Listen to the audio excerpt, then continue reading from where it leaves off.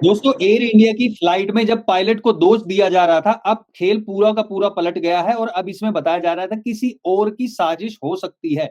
इतने सारे कोइंसिडेंस नहीं हो सकते और वो हम इसलिए कह रहे हैं क्योंकि नई चीज़ें जो सामने निकल के आई हैं, उससे किसी दूसरी तरफ इशारा हो रहा है और इसीलिए हमारे साथ इस पे चर्चा करने के लिए एक्स ऑफिसर एनके सूद सर हैं। सूद सर नमस्कार, आपका बहुत-बहुत स्वागत है। नमस्कार, बहुत-बहुत शुक्रिया आपका। तो सर जो बातें कही जा रही थी कि पायलट का कसूर है, पायलट ने ही वो गलत गियर लगा दिया है, बाहर के जो एक्सपर्ट्स थे वो श बार-बार आके ये बातें कह रहे थे, लेकिन अब मामला पलट गया है, वही एक्सपर्ट अब कह रहे हैं कि इंजन फेलियर था। तो आप इसको किस तरीके से देखते हैं? देखिए, यहाँ पे जब मुझे शुरू से शक हुआ कि देखिए पायलट जो था ना एक्सपीरियंस पायलट था, सफरवाल जिसने 8,000 आवर्स की फ्लाइट की हुई थी और उसका जो को-पायलट था उसने भी 1100 आवर्स की फ्लाइट की हुई थी। एक्सपीरियंस पायलट थे और आप देखिए कोई ऐसा तो है नहीं हम कार में जा रहे हैं तो हमारा गियर हट गया। देखिए प्लेन में ऐसी चीज़ें नहीं होती। प्लेन में उनको पता कि बड़ा सीरियस काम है और जो प्लेन था ड्रीमलाइनर ये पावरफुल प्लेन था, बड़ा हेल्दी प्लेन था और यहाँ पे आज पहली ऐसी इंसिडेंट हुई है।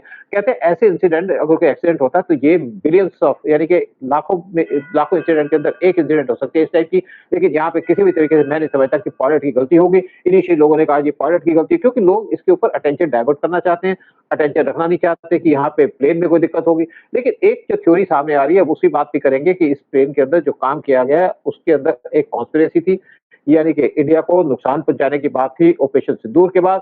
कुछ ट्वीट भी सामने आए जिसके ऊपर पहले लोगों ने कह दिया था। फिर एक मिड डे की भी रिपोर्ट है, जिसके अंदर एक प्लेन दिखाया गया कि प्लेन एयर इंडिया का प्लेन का जो फ्रंट पोर्शन है फँसा हुआ है।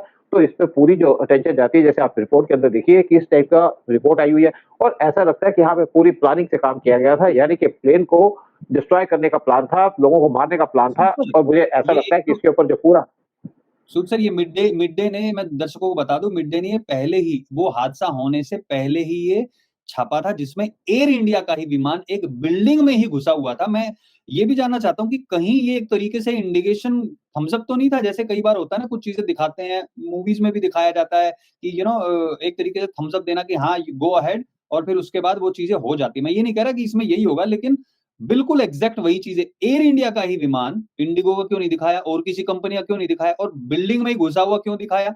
ये अपने आप में बहुत सारी चीज़ें यहाँ पे क्रिएट कर रहा है। प्लीज़ आप बताइए कि ये क्या हो सकता है इसके पीछे? नहीं देखिए, पूरी साजिश लगती है, मैंने शुरू से कहा। फिर कुछ ट्वीट सामने आए, जो डिलीट कर दिए गए। लोगों ने कहा अगले 2 दिन के अंदर कुछ बड़ा होने वाला है और मुझे पूरा शक है इसके ऊपर जो हाथ लगता है सीआईए का भी लगता है, नेचुरली बात है सीआईए की मर्ज़ी के बाद ऐसी चीज़ें नहीं होती। सीआईए पहली बार नहीं है कि उन्होंने एयर इंडिया के प्लेन या इंडियन को टारगेट नहीं किया, उसके लिए कोई ह्यूमन वैल्यू नहीं है। अब जो हमारे एक साइंटिस्ट थे 1966 की जनवरी के अंदर जिनका मर्डर किया गया था, उनका पूरा प्लेन उड़ा दिया। 136 उसके अंदर लोग भी ट्रैवल कर रहे थे, उनको उड़ा दिया गया फ्रांस के ऊपर ताकि उनको मार दिया जाए। देखिए, यहाँ पे क्या था कि एक यूएस की बड़ी ज़्यादा इंसल्ट हुई है, डोनाल्ड ट्रम्प की इंसल्ट हुई है, जब से इंडिया ने ऑपरेशन सिंदूर लगाया और स्पेशली जो पाकिस्तान के अंदर बेस को डिस्ट्रॉय किया, नो इनके एयर बेसेस को डिस्ट्रॉय किया और स्पेशली नूर खान एयर बेस, जहाँ पे यूएस के बहुत डीप इंटरेस्ट थे और आज कहते हैं कि जो नूर खान बेस है, वहाँ पे अमेरिका की मिसाइलें पड़ी हुई थी और अमेरिका के आर्मी का पूरा कंट्रोल है नूर खान एयर बेस पे, वहाँ पे इंडिया ने अटैक किया, इनके F-16 को डिस्ट्रॉय किया और ऐसा लगता है कि इसके अंदर पूरा हाथ है अमेरिका का और साथ में टर्किश कंपनी सेल्वी एयरपोर्ट्स को कंट्रोल करती थी, जिसका टेंडर भी कैंसल कर दिया गया और उनके कुछ एम्प्लॉइज़ हो सकते हैं, इस पे भी नज़र लगाई जा रही है। देखिए, मैं एक और बात कहूँगा, चाहे किसी को कुछ भी बात हो, लेकिन आप देखिए बहुत से प्लेन उड़ते हैं, क्या इस तरीके से क्लियर पिक्चर किसी प्लेन की ली जाती है, जो इस प्लेन की ली गई? ना तो ये ली गई एयरपोर्ट से, ना रनवे से, ना एटीसी के द्वारा और ये एक छत पे खड़े हुए किसी आदमी ने लिया और फिर ये कहते हैं कि यहाँ पे ऐसा आदमी था जिसको कोई इंटरेस्ट नहीं था। देखिए, ये जो प्लेन का उड़ना और उसका क्रैश होना, पूरी की पूरी वीडियो ली गई और अच्छे कैमरे से ली गई है। इससे बात क्लियर होती है कि यहाँ पे कुछ ना कुछ तो एक कॉन्स्पिरेसी थी, यानी कि जैसे मिड डे की रिपोर्ट आना, फिर कुछ ट्वीट्स के अंदर कुछ लोगों ने कहना, एक एडम करके एक ट्वीट किया किसी ने, मुझे नहीं पता एडम कौन है और कहते हैं वो सीआईए के बहुत क्लोज भी था और जब ऐसी चीज़ें दिखाई गई कि उसका लैंडिंग गियर नहीं ओपन हुआ, यानी कि प्लेन का फ्लैप वो जैम हो गया और मैं आपको बता दूँ, लोग ये भी बात कर रहे हैं, जो एक्सपर्ट्स हैं, मैंने किसी एक्सपर्ट से बात की, उसने कहा जो बोइंग के प्लेन हैं, इनके सिस्टम को हैक किया जा सकता है।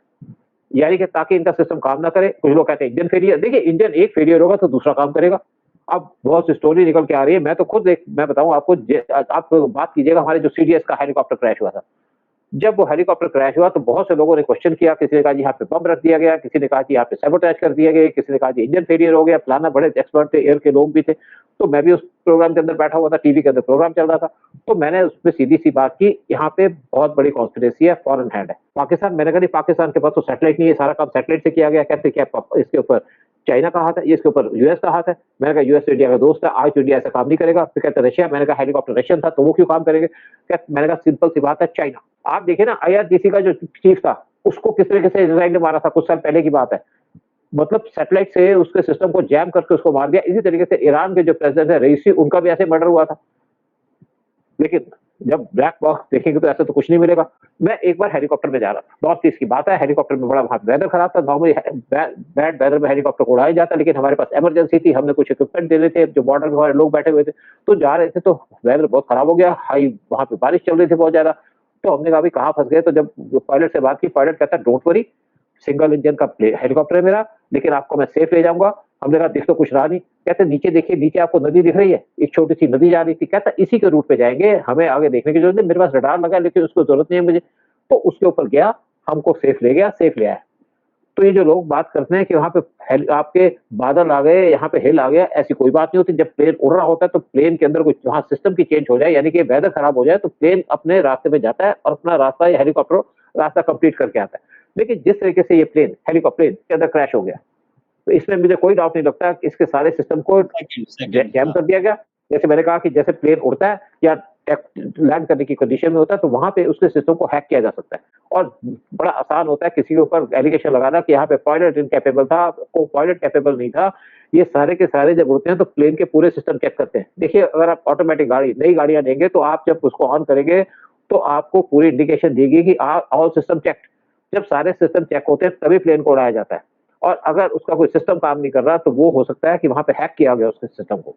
और मैं, मुझे इसमें कोई डाउट नहीं है एक कि चीज़ जो और इसमें भी बात है की ना। जा रही है कि प्लेन का पूरा की पूरी वीडियो बनाई गई।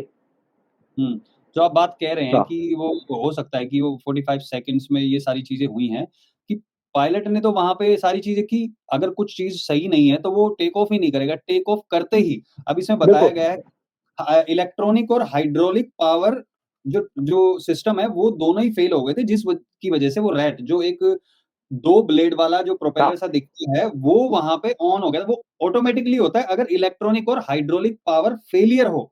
तो जो एक्सपर्ट पहले कह रहे थे पायलट ने गलत गियर दबा दिया, गलत गियर को उसको ऊपर कर दिया, नीचे कर दिया, इस तरह की बातें करते हैं। वही पायलट, वही जो सो कॉल्ड एक्सपर्ट है, वही कह रहे हैं कि इसमें सिस्टम फेलियर। अब सिस्टम फेलियर जो है, दोनों इंजन फेलियर है, वो आप जो बता रहे हैं कि वो कहीं पे फेल हो सकता है। अगर इन कड़ियों को जोड़ा जाए, पहली चीज़ तो इलेक्ट्रॉनिक और हाइड्रोलिक पावर का फेलियर, वो भी थोड़ा-सा ऊपर उड़ते ही एकदम से।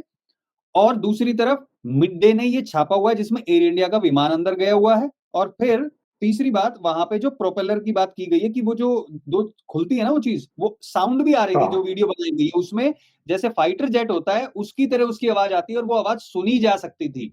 यानी कि इंजन फेलियर अपने आप नहीं हुआ, एकदम से 2-2 इंजन एकदम से विदिन 30 सेकंड फेल हो जाएँ, तो इसमें तो सिस्टम की गड़बड़ी हुई। या तो सिस्टम ऑटोमैटिकली हुआ या फिर वहाँ पे उसको खराब किया गया, जैसी आप बात बता रहे हैं। देखिए, ये जो सारी की सारी इंसिडेंट हुई है, ये एक ऐसा लगता है कि पूरे प्री प्लान तरीके से की गई। ऑपरेशन सिंदूर हुआ, जिससे यूएस को झटका लगा। देखो, यूएस की बहुत बार इंसल्ट हुई है। जब 1971 में यूएस इंडिया से वार हारा था, तो हमारे साइंटिस्ट को मार दिया गया था। और पूरा का पूरा उसके बाद यूएस पहले तो 66 में वार, पाकिस्तान। इंडिया से पाकिस्तान हारा, बेसिकली तो यूएस हारा वार, ओके, क्योंकि ओके। यूएस की बेस थी दूरखात बेस के ऊपर। 71 में हमने पाकिस्तान को हराया, लेकिन हारा कौन? हारा तो यूएस था, जो पाकिस्तान को सपोर्ट कर रहा था। अगर आज ईरान कुछ अटैक करता है, रशिया इजराइल के ऊपर बड़ा अटैक कर देता है, तो हार रशिया की नहीं होगी, हार होगी यूएस की, जो इस टाइम पे इजराइल के साथ खड़ा होकर के ईरान पे अटैक कर रहा है। तो ये जो यूएस की हार होती है, एक्चुअली यूएस का जो अलाई हारता है, तो यूएस की अपनी हार हो जाती है। यूएस की इंसल्ट हुई थी। अगर अफगानिस्तान से यूएस को भागना पड़ा, तो यूएस की हार थी वो। तालिबान की जीत नहीं थी, यूएस की हार थी। लेकिन देखिए, आपने 71 दिसंबर 31 की बात थी, 1971 में हमारे scientist, nuclear scientist, 200 nuclear scientist को यूएस ने हमारे एलिमिनेट किया। अगर आप पूरी हिस्ट्री देख लोगे, सब के सब मिस्टीरियस सर्कमस्टेंसेस मारे गए, क्योंकि यूएस चाहते नहीं थे इंडिया प्रोग्रेस करे।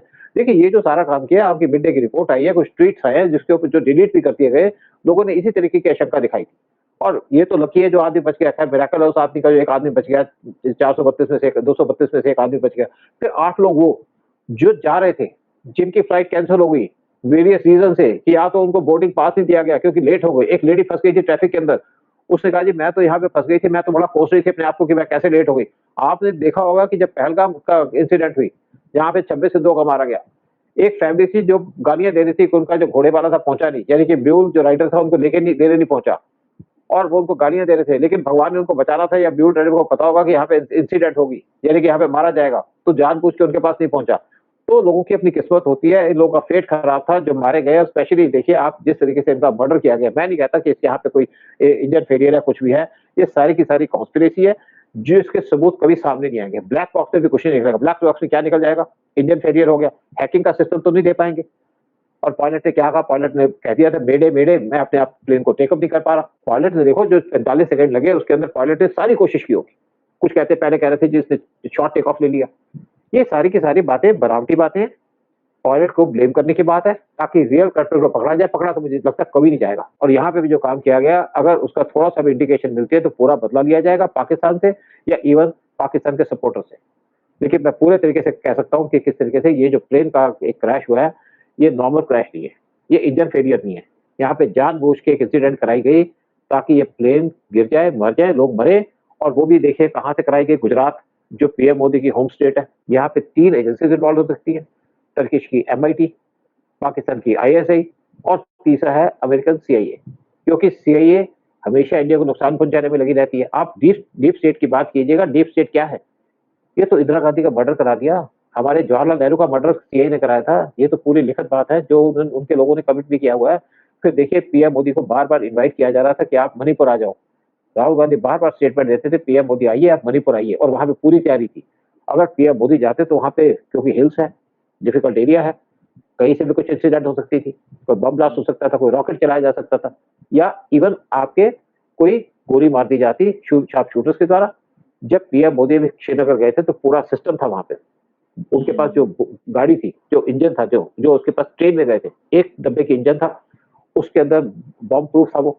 और साथ में वहां पे पूरे हमारे डिफेंस सिस्टम को एक्टिव किया हुआ था, वो पूरे काम कर रहे थे। और पूरे के पूरे हमारी फोर्सेस अलर्ट पे थी, हमारे फाइटर प्लेन्स वो तैयार थे कि पाकिस्तान की तरफ से कोई हरकत हो तो उसको हम न्यूट्रलाइज कर देंगे। तो मैं इसके ऊपर पूरा एक अपना जो व्यू दूंगा वो यही है कि प्लेन को क्रैश कराया गया, उसके सिस्टम को हैक करके, उनको जैम करके, और हमारे लोगों की मौत हो गई। चलिए देखते हैं अब क्या निकल के सामने आता। 3 महीने का टाइम दिया गया है ब्लैक बॉक्स से जानकारी हासिल करने के लिए। क्या उससे सही जानकारी आ पाएगी, नहीं आ पाएगी? और जो लोग वीडियो को देख रहे हैं उनसे भी निवेदन है, कमेंट सेक्शन में आप लिखिए आपको क्या लगता है? आपको नहीं लगता क्या कि इतने सारे कोइंसिडेंस एक साथ नहीं हो सकते? और इसमें पायलट की गलती की जो बात कही जा रही है, उसके बारे में आप लोगों का क्या सोचना है? बहुत-बहुत धन्यवाद सूद सर आने के लिए, सारी जानकारी साझा करने के लिए आपका। जय हिंद, जय भारत। जय हिंद, जय भारत।